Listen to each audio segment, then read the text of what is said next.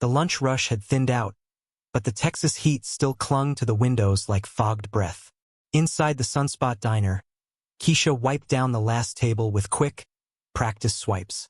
Her apron was stained with coffee and ketchup.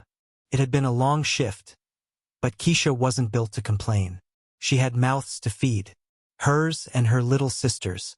She was just reaching for the mop bucket when she saw it. 3 boys, about 18, standing near the parking lot. They were laughing, but not the good kind. That's when she noticed the wheelchair. A skinny, pale kid, maybe 15, was trying to maneuver away from them. One of the boys had his hand on the back handle, pushing it in circles while the other 2 pointed and cackled. "Come on, race us, speed racer," one jeered. "Bet you get good parking, huh?" Another snorted, flicking the boy's cap off his head. Keisha didn't hesitate. She dropped the mop and stormed outside like the floor was on fire. "Hey!" Her voice cut through the heat like a blade. The boys froze. "Let him go." The one pushing the chair straightened up, tried to puff his chest. "Mind your business, lady." Keisha stepped closer. Calm, focused. "You just made it mine." One boy scoffed and moved toward her. "Big mistake." Keisha shifted her stance. The second his hand came up to shove her shoulder, she sidestepped, grabbed his wrist, twisted, and dropped him to one knee with a clean lock. "Back up," she said to the other 2, not raising her voice, "or he's gonna be sipping milkshakes through a straw tonight." They backed up. Keisha let the wrist go and stood between the boys and the wheelchair like a wall of steel. "Get lost," she said. They did, fast, mumbling curses under their breath. The boy in the chair looked up at her, wide-eyed. "You didn't have to do that," he mumbled. Keisha smiled. "Yeah, I did." She wheeled him back toward the diner. "You hungry?" "I guess," he said shyly. "I like chocolate milkshakes." "Perfect," she grinned. "I make the best one in the state." Neither of them noticed the man watching from the corner booth. Gray hoodie, baseball cap low over his brow. His eyes followed every move Keisha made. His hand gripped a napkin, crushing it slowly in his palm. He wasn't a stranger. That was his son. And no one had ever stood up for Eli like that before. An hour later, the diner was quiet again. Keisha leaned on the counter, watching Eli sip his second milkshake with both hands, smiling now, like the kid he was supposed to be. His lip had a small cut, but he hadn't complained once.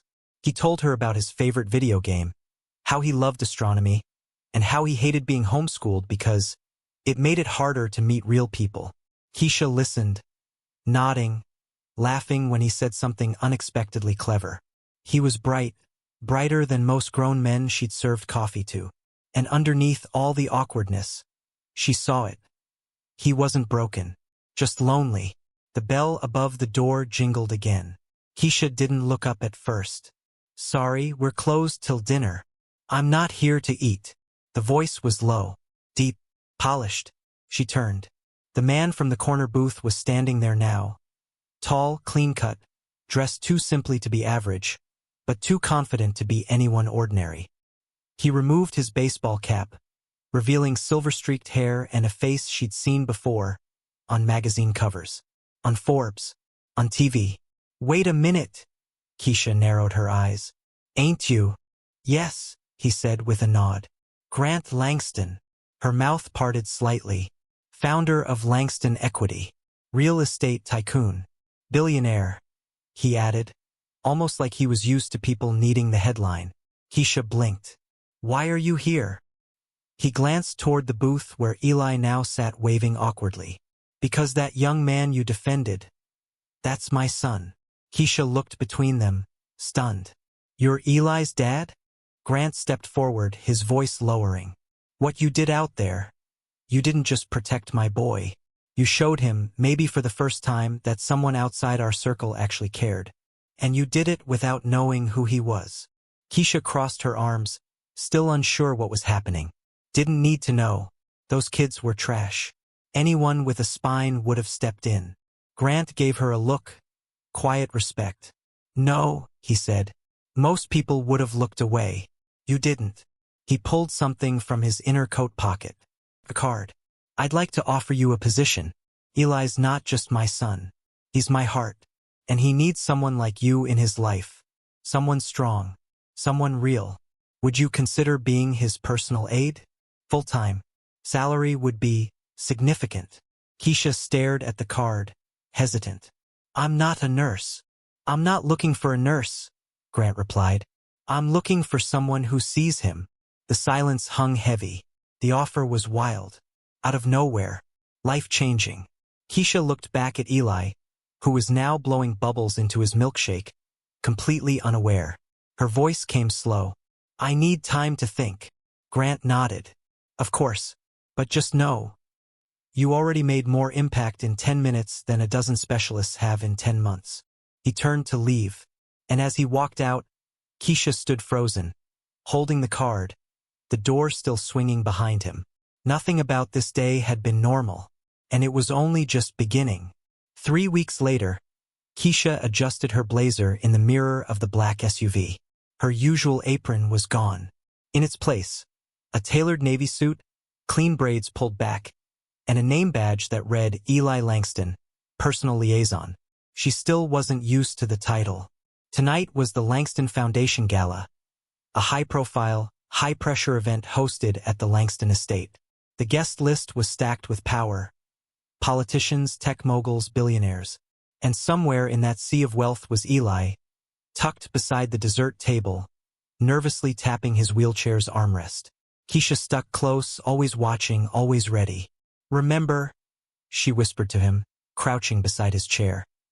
If anybody gives you a hard time, you just look them in the eye and say, I said what I said. Eli giggled. That's your line. It's yours now too. He nodded, his confidence just a little brighter. Then they walked in. 3 tall, suited boys. The same ones from the diner. Only now they weren't just bullies, they were VIPs. Sons of Langston's biggest donors. Keisha stiffened. The tallest one, Bryce, smirked when he saw her. He leaned over to his friends, whispered something, and they all laughed. They circled the room casually, drinks in hand, shaking hands with wealthy adults who didn't know, or didn't care, what kind of sons they were raising. Keisha stayed close to Eli. She could feel the tension building. Eventually, the boys made their move.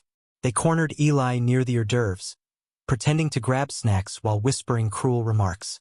Well, look who got upgraded, Bryce sneered, leaning in. Got yourself a bodyguard now? Or is she just the help? Eli's eyes widened. He gripped his wheelchair tighter. The second boy chimed in. Don't roll too fast. Speed racer. Might hit a senator. They chuckled. Keisha stepped in, her voice firm but controlled. Back up. Bryce turned. Relax. We're just talking. I said back up. Bryce's smirk widened. Or what? He took one step closer. Then one of his fingers jabbed toward Eli's shoulder. Playful to the casual eye, but Keisha saw the intent. That was it. In a single, fluid motion, she grabbed Bryce's wrist, twisted it backward, and swept his legs, dropping him flat onto a marble side table. Champagne glasses shattered. Gasps erupted. Security rushed in. People turned. Phones came out. The head of security, Mason Trent, stormed over. What the hell's going on? Bryce pointed from the floor. She attacked me. Keisha didn't flinch. He laid hands on a minor. I neutralized. Mason glared. That's not your call. Yes, it is, she snapped. It's my job. You're a waitress with a name badge. Stay in your lane. And right then Eli rolled forward. His voice came out cracked but strong. She's the only reason I'm not crying in a corner right now. Mason froze. Eli continued, louder this time, his voice wobbling with emotion but never stopping. They did this to me before. She protected me. They were about to do it again. A hush fell across the crowd. Phones kept recording.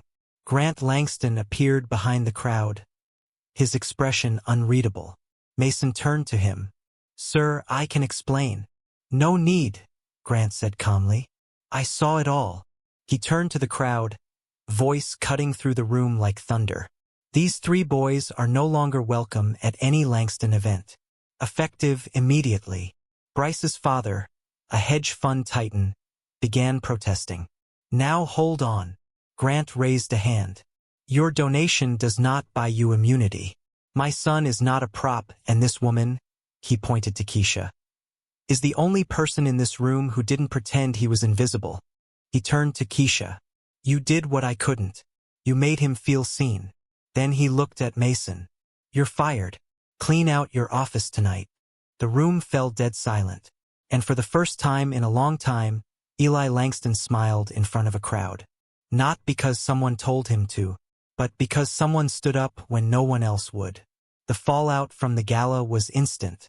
Within hours, the video of Keisha defending Eli had gone viral.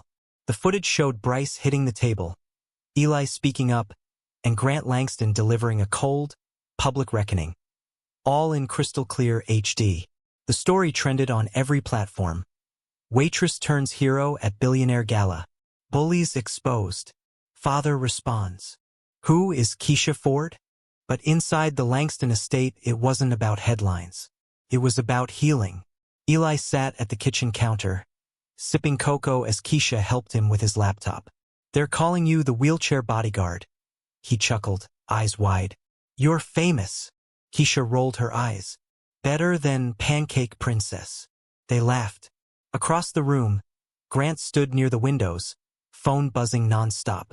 Reporters, foundations, PR firms. Everyone wanted a piece of the story, but he tuned it out. He turned to Keisha. You've sparked something bigger than you know. Every time someone reposts that video, another parent calls asking how to get their kid into our foundation's programs. Keisha shifted awkwardly. I didn't do it for the spotlight. I know, Grant said, which is why it means more. He stepped forward, holding out a manila folder. Inside is a full scholarship, tuition, housing, books, wherever you want to go. Social work, psychology, education, you name it. Keisha blinked. You trying to send me back to school? I'm trying to give you options, he said gently. You've earned more than applause.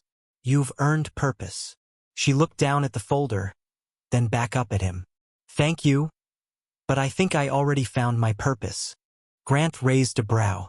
I want to stay, she said. Not as a bodyguard. As someone who makes sure no kid like Eli gets pushed into a corner again. Build something from this. Maybe a mentorship program, workshops, a real platform. He smiled. So you're saying, run my foundation better than me? She smirked.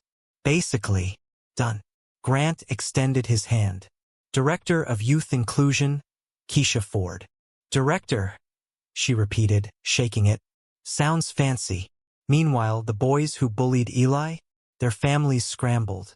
Bryce's father tried to sue for defamation, only to be countersued for breach of conduct clauses in his donor contract. Their names were blacklisted from every Langston event. Quietly, other donors began to reevaluate the culture they'd fostered. As for Mason Trent, the fired security chief, his dismissal was swift. No references, no returns. But Eli? He changed the most. At the next Langston event, he wheeled himself into the center of the room, shook hands, cracked jokes, and even gave a short speech, something he never would have done weeks prior. And right behind him, as always, was Keisha. Not the waitress, not the bodyguard, but the woman who reminded a room full of wealth and titles what it really meant to show up for someone. She wasn't in the background anymore. She was leading. Sometimes, the person who changes everything isn't the one with power, but the one with heart. Keisha didn't know Eli was rich. Didn't care. She didn't wait to be asked. Didn't check if the bullies were important. She saw something wrong and moved. That's what made all the difference. Too often, we wait for someone else to do the right thing. We think justice belongs to people in suits, people with titles, people with security badges and billion-dollar last names. But justice starts with courage. Real, everyday courage. The kind that doesn't ask who's watching. The kind that acts simply because it's right. Keisha didn't protect Eli for a reward. She didn't expect recognition, a new job, or a viral video. She saw a kid being hurt and refused to stay silent. And in doing that, she reminded the world, you don't need money to make impact. You need guts. You need compassion. And sometimes, you need to flip a bully on his back to remind the room who really holds the power. Not the loudest voice, not the richest man, but the one who refuses to look away.